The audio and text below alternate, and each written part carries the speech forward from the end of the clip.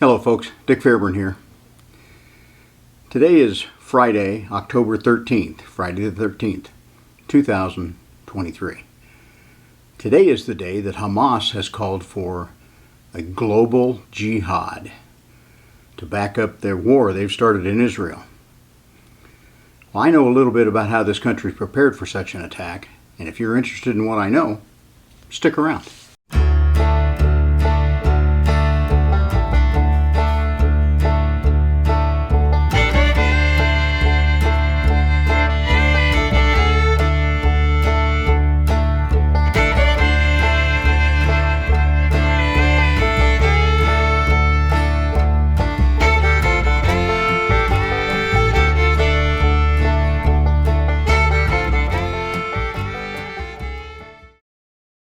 A few days ago, Hamas organization attacked out of the Gaza Strip into Israel in an unprecedented type of attack.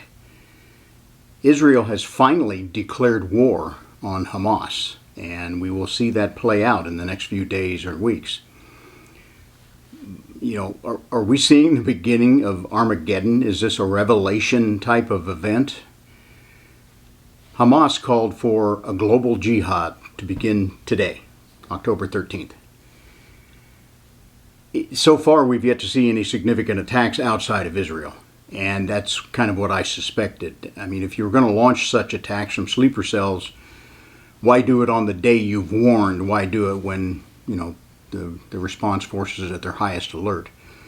Better to let them relax, call it a false alarm, let that preparedness level come down a little bit, and then you get more of an element of surprise. So if we see something start, I got a feeling it won't be today.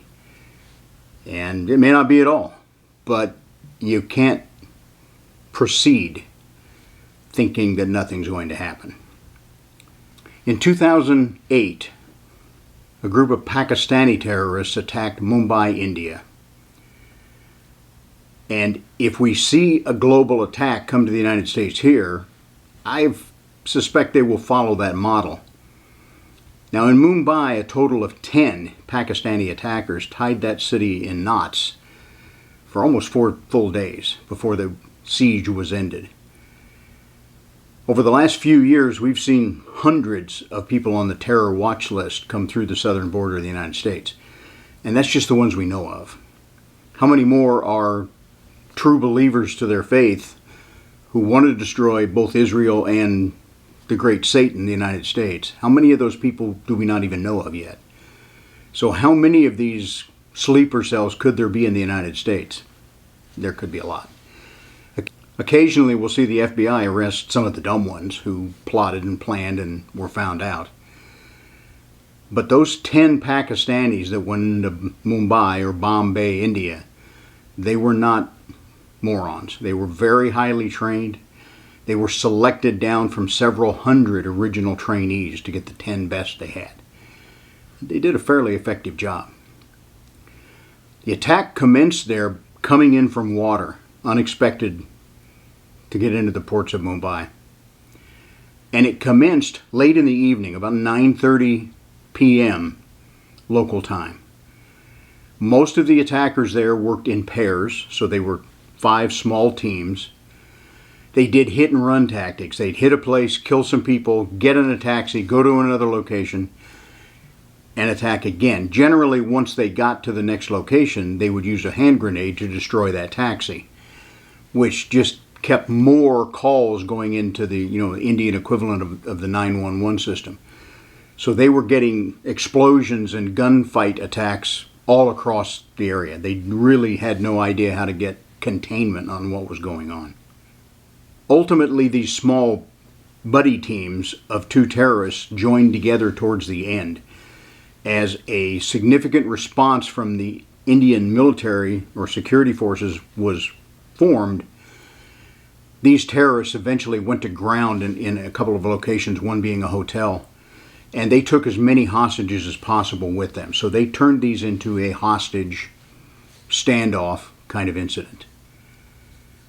And it ended with those military security forces finally getting them under control day 3 and day 4 of this attack. And in the process, those military teams took several casualties. Day 1 response and even day 2 response by the Indian police units was absolutely worthless. These were disarmed police officers on the model of UK when Britain was in India. There are images of a couple of police officers standing there with Lee Enfield bolt-action rifle, World War II vintage rifles, watching terrorists kill their citizens, and they didn't even attempt to bring those rifles to bear on target. They basically just stood there and watched it happen. We're not going to see that happen here in the United States. In that Mumbai attack, ultimately 166 civilians, police officers, and security forces were killed. 9 of the 10 terrorists were killed. 1 was captured, and that sole survivor was tried and hanged in 2012. The descriptions of these, and we have some photos. I'll put up one photo. They were described as being in the early 20s, wearing black t-shirts, jeans, backpacks, and more than one reporting person said they also had huge smiles. These are true believers, folks. They're killing women, children, babies, and they're loving it. I don't know how to describe the degree of depravity and sickness these people have, but we saw that again in the last few days in Israel. There was no one they wouldn't kill, or take hostage, or torture. That's the kind of people we're dealing with here. The arms they took with them into Mumbai were AK-style carbines and Norinco Type 86 grenades. Those are Chinese-made hand grenades. They used satellite telephones for communications both between the teams in Mumbai and back to their command elements in Pakistan. The main targets that they were focused on, one was a large Jewish center, and the command group in Pakistan told the terrorists at one point that Jewish lives were worth 50 times that of non-Jews. In the lead-in, I said I know a little bit about how we're prepared in this country for this kind of attack. And it comes from research and writing that I did a number of years ago. In 2009, after the Mumbai attack, I researched possible response tactics, and I included the advice of several experts in the military, special operations community, and SWAT communities. This resulted in a 3-part series of articles that were published on policeone.com. At the time, I was a columnist for them. The recommendations I made in those 3 articles was standardized by the National Tactical Officers Association, and it became known as MACTAC training. That stands for Multi-Assault Counterterrorism Action Capability Training. A little complicated. That's why they call it MACTAC. Los Angeles Police Department developed a parallel training program, and they trained it to all of their officers. I have no idea in the subsequent 12 years or so how well they have kept up with that training and kept their people refreshed. A lot of the work that went into that 2009 series of articles dates back even a little further. In 2001, at the Illinois State Police Academy, I did a research project looking at active shooter events around the country. We wanted to see if the first generation of rapid deployment or active shooter response training matched what happened in the real world. I eventually debriefed 44 different active shooting events in the United States, dating back to 1966, the University of Texas clock tower sniper attack. What we found that about 1/3 of these attacks occurred either outdoors or in large indoor venues. So that means the diamond formation or the T formation tactics being taught in active shooter response or rapid deployment, those tactics won't work in that large open environment. What you need there are infantry tactics, and those were not being trained by any police department, and to my knowledge, no SWAT teams at that time as well. Another interesting fact from that 2001 study was that about 1/3 of the incidents that we debriefed occurred in religious facilities. And that sticks to this day. The states who are making sensitive areas in their states, trying to ban concealed carry to the degree that they can, a lot of them list churches, and that is so ridiculous and repugnant. Several church attacks have been stopped by armed churchgoers. A lot of American churches, including Small towns like central Illinois, where I live, they have voluntary security teams made up of churchgoers who have concealed weapons permits, and they are there strictly to stand guard, to attack anyone who attempts to attack them. And we have seen a couple instances in churches where people did go in to try to shoot up the crowd, and those sheepdogs in the flock put a stop to the killing. Yet some of our states want to prohibit us from being able to protect ourselves, even in churches. I'm beginning to wonder if maybe some of our liberal politicians in the United States are affiliated with Hamas. They tend to think alike. If these multiple team attacks come to the United States, it's likely they will target large cities with sizable Jewish populations. But they will not restrict their killing to Jews. We saw that in Israel just a few days ago. They will kill any target of opportunity that comes in their way. The first arriving responders to these incidents, the police, the fire, the emergency medical folks, I think they unfortunately have a very low probability of survival. The teams we're going to be going up against will be well armed, well trained, and they have the power of their passion. And when that sends the bullets downrange, it makes them very formidable fighters.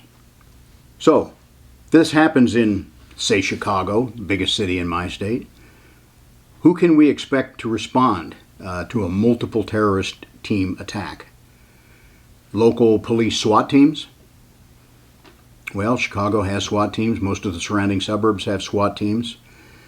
You're looking at a minimum of 30 to 60 minutes to respond and assemble a SWAT team. And at that point, they're still not exactly ready to go into a full-blown battle. They need to assemble themselves. They need to put together whatever intelligence they have on the threat and then make a decision on how to move forward. This is not going to be a few minutes to get SWAT teams ready to go. How about federal SWAT teams? FBI has teams out of all of their major offices. Other federal agencies have similar things. They're not going to be any faster. In fact, I would venture to say they're going to be slower. Ultimately, we're going to need all the SWAT teams we can get, state, local, federal. We're going to need them combined into a team under unified command, but that's not going to happen in the first few minutes either. That may not happen in the first day. It's going to be that bad. Okay, so SWAT teams are not likely to get there. What about National Guard units, Illinois National Guard? To my knowledge, there is no National Guard in the United States that has warfighters, which I would call infantry troops, standing ready to go in a quick reaction force. No National Guard that I'm aware of has quick reaction forces waiting for an event of this type. That means we're looking at 1, 2, perhaps 3 days for those units to be called together, amass their weapons, ammunition, and be ready to go to battle with these people. And if it's even a day after it starts, they're way behind the power curve. In the Rodney King riots in Los Angeles a number of years ago, the California National Guard was called up, and for almost 12 hours they were not able to deploy because they didn't have enough ammunition to go around, because no one had thought logistically to bring what they need. What about active duty military units? Is it a possibility that they're going to be able to come to our aid should a number of teams attack Chicago? No, probably not. Again, they do not have quick reaction forces, QRFs, ready to pick up their weapons, jump on a helicopter, and go in the continental United States. Unfortunately, we've seen examples where they don't even have those QRFs really ready to go at a moment's notice in war zones. That's not the way our military normally responds. What they do is generally detailed, planned, logistics put together, intel gathered, and then they go forward into what they're doing. They are not generally designed to respond to the actions of someone else, at least not in the first day or two. Additionally, the Posse Comitatus law restricts the use of active duty military units within the United States. Now, the president can waive that, and presidents in the past have waived that, so it's a very real possibility. But again, they're not going to be there in the first day or two. So, The responders we have that can go to these calls and try to stop this killing in the first few minutes are police officers, ordinary street patrol officers. Now, most of the officers in this country have been trained in rapid deployment active shooter response tactics that I've mentioned. That came about after the Columbine incident in 1999. But you know what? It's unlikely that they have refreshed that training, relearned those tactics within the last year or two. That's simply not the way police departments generally train. But the vast majority of police officers in the country have been trained in those response tactics. They know how to build a contact team of 4 or more officers. And so long as they are armed with patrol rifles, not just sidearms or shotguns, and provided that they have good leadership, which remains to be seen if they will have that, if they have patrol rifles and good leadership, they can make a pretty good first response. And they will be able to neutralize a fair amount of these terrorists. But make no mistake, when these police officers go up against hardened, trained terrorists, police officers are going to take casualties, maybe a lot of casualties. So therefore, we are going to need a huge mutual aid response of nearby patrol officers and SWAT officers to supplement what Chicago has, because they're going to lose a high percentage of the resources, or those officers are simply going to be burned out from the intensity of a close quarters gun battle. Illinois, for all of its faults, is probably the most organized state in the union in terms of mutual aid response for both police, fire, and emergency medical responses. The organization for the police is called ILEAS, the Illinois Law Enforcement Alarm System. Those notifications will be made, and the ILEAS dispatch center will be sending them resources from all over the state. So a lot of cops are going to be headed their way. The question is, are they going to be organized well enough to put them to good use? No one knows until we've done it. So here are the recommendations I put forward in my peer-reviewed police1.com articles, which evolved into MACTAC, as I said. I said, first of all, we're not going to have enough resources from SWAT officers to go to perhaps 5 to 10 venues where killing is underway. The SWAT teams simply aren't that big. So I think the best use of those is to take 1 or 2 SWAT officers from that team and send them to each of the targeted venues. Their additional training, their additional equipment is going to make them good team leaders to take those patrol officers kind of under their wing and move them forward. One benefit we've had from the war on terror in Afghanistan and Iraq is a number of very experienced combat veterans who have come into the ranks of law enforcement in the last 10 to 15 years. Those people have valuable experience that the average street cop does not. So if I were a senior patrol commander and I'm putting together a team of officers to go up against a terrorist cell, I'm going to look around and see if I have an Iraq veteran. And I don't mean to insult Iraq veterans, but the kind of veteran experience we need is frontline infantry style work. So you're probably going to come from the Army or from the Marine Corps. But if I have someone like that, I'm probably going to put them in charge of my team no matter what their police rank is. It's not a matter of ego. It's a matter of check your rank at the door, and the person with the best experience and credentials for this job is going to be put in charge. Those are tough decisions in a police environment where we get hung up on how many stars the chief has on his collar. We don't need that kind of crap today when people are being killed. What we have seen time and time again is that ordinary police officers, no matter the level of training and experience they have, when they have a good leader, the vast majority of those cops will follow that leader and get the job done. There's a great quote I'll put up. It's attributed to Alexander the Great. It is better to have an army of lambs led by a lion than an army of lions led by a lamb. That is exactly what we saw at the school attack in Uvalde, Texas, not long ago. A lamb in charge. And that killed the response. And how many innocent lives were killed by that, we don't know. We will never know. But that response should have gone differently. That's the importance of putting the right kind of people in those right kind of leadership roles. The calls that come flooding into the 911 center about these terrorist attacks will automatically track those attacks. It will automatically show a pin map of where this is progressing across the jurisdiction. So one thing that the police department needs to do is make sure they get investigators, they get intelligence gathering officers co-located at the 911 center so they can reach back to the police command center and tell them where these teams are moving towards. These attacks are going to generate huge numbers of casualties.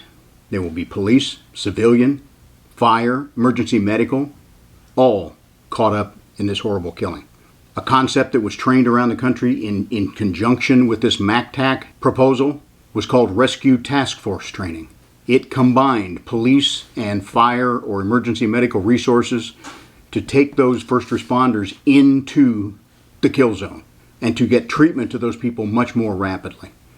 We trained Rescue Task Force in my community right before I retired because it was so important as a public safety director to know that the police and fire knew how to work together in a mass casualty kind of event. Just like in Mumbai, once the police response or counterattack starts to become effective, I suspect these terrorists will link together and go to ground, and they're going to gather as many hostages as they possibly can. That's exactly what we saw in Israel. And they took so many of those hostages back to the Gaza Strip and have reportedly put a lot of them in underground tunnels to make them difficult to get to.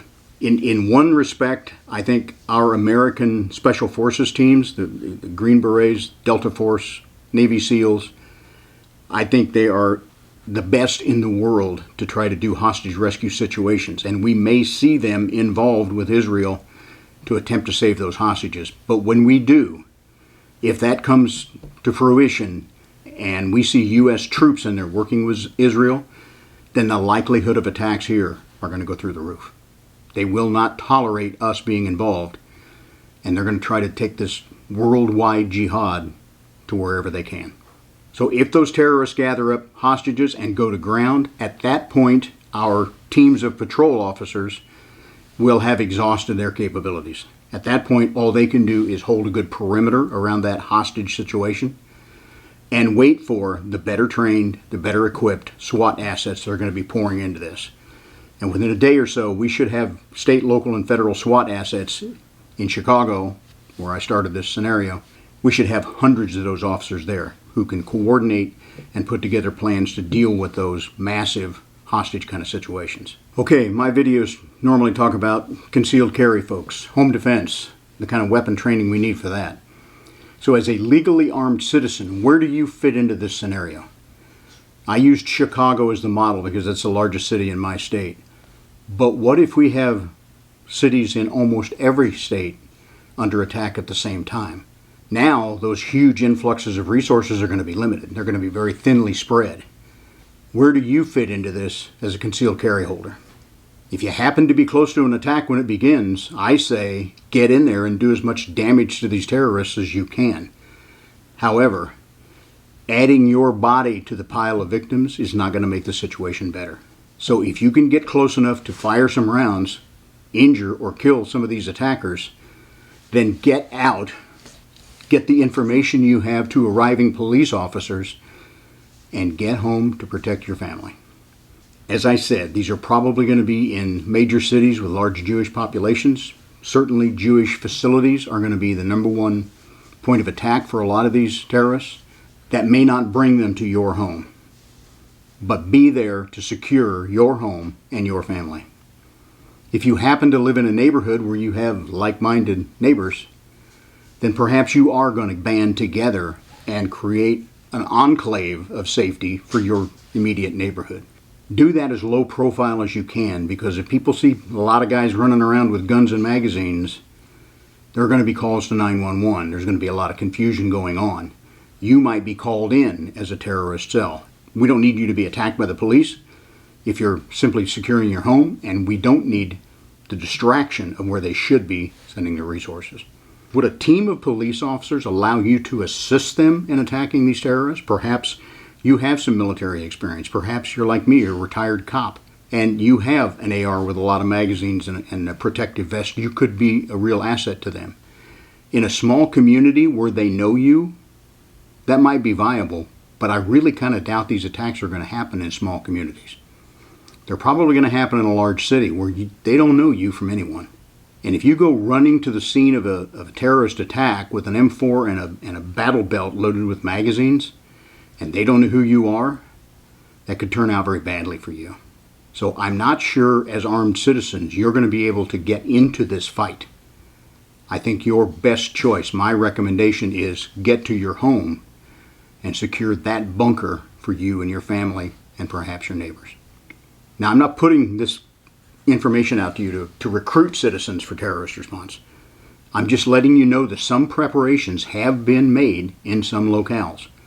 We have looked at this problem a number of years ago. We have put together a training program, and some police departments have trained it. I'm not going to guarantee their training is fresh, and I'm certainly not going to guarantee that every major police department has done MACTAC training at all, but it's out there. So a lot of these communities are going to be in total disarray. Concentrate on protecting your home and your family. Do you have a few days worth of food to fall back on if things go bad? Do you have a generator to supply power to keep your refrigerator running and not have your food spoil?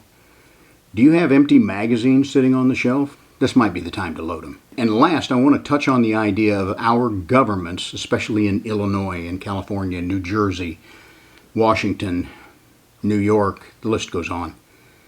These governments are doing everything they can to disarm their citizens. They don't want you to have so-called assault rifles, which are merely semi-automatic rifles. They don't want you to have handguns. They don't want you to have magazines that hold more than 10 rounds. They think somehow they're making themselves safer when they do this. They are not. Ask the people in Ukraine how effective it was for them to be disarmed when Russia invaded. Ask the people in Israel how effective it was for those communities closest to Gaza to not be armed when the terrorists came calling. We like to think that the Pacific and Atlantic Oceans protect the United States from these kind of threats. They don't. Is September 11th, 2001 that long ago that we've all forgotten? A significant portion of our population has been born since then. They did not experience that day. And it's like a lesson I learned from my mother. We were talking about World War II one time, and she worked, was a clerk in an Army hospital. My father was in the Army. And she said, you don't understand what World War II was like because we didn't know we were going to win. You look at the movies now and you hear the stories and you know that, well, gee, we were going to win from the beginning. No, they didn't know that they were going to win. That mindset kept that generation of people better tuned into the world's threats. Make sure people know about September 11th and how they brought those attacks to us. We don't want that to happen again. And one last sad point that I really need to touch on. Many U.S. police officers may not rise to the occasion and rush to the sound of the terrorist guns. Recently in Uvalde, Texas, and immediately prior to that by a year or so was Parkland, Florida, where the police officers did nothing to stop school attacks. And that's just one punk kid with a rifle and a few magazines. That cannot begin to compare to teams of trained terrorists armed with automatic weapons and grenades, or worse. So some of those police officers, when it comes time to say, pick up your weapon and follow me, they may not. They may not follow. Now that's detestable to me. But we know those people are there. So to those cowardly police officers, I say, step aside. Allow the brave among you to charge ahead, because if this terrorist attack ever comes to us, we're going to need all the brave police officers we can get in those first few minutes to try to get control of these killings. Thank you. Stay safe out there.